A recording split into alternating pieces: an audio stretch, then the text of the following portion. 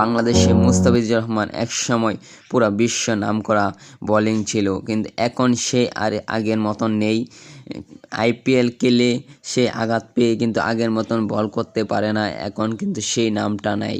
কিন্তু বাংলাদেশে মুস্তাফিজুর রহমান যখন মাঠে থাকে তখন কিন্তু পুরা দল কিন্তু অনেক বড় সাহসী থাকে, দ্বিতীয় পক্ষ কিন্তু অনেক ভয়ানক থাকে। মুস্তাফিজুর বোলিং তো অনেক ভয়ানক বোলিং।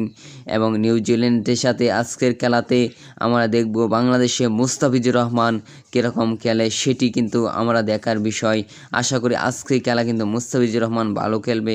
বাংলাদেশের মুস্তাফিজুর রহমান যা গর্ব, বাংলাদেশের মুস্তাফিজুর রহমান যতক্ষণ মাঠে থাকে ততক্ষণ কিন্তু আমাদের অনেক আশা থাকে মুস্তাফিজুর রহমান ভালো খেলবে এবং অনেকগুলো উইকেট নেবে এবং ভালো ভালো ওভার করবে, সেটি প্রত্যাশা সবার। কেমন লাগবে আজকে খেলাটি সবাই কমেন্ট বক্সে বলবেন।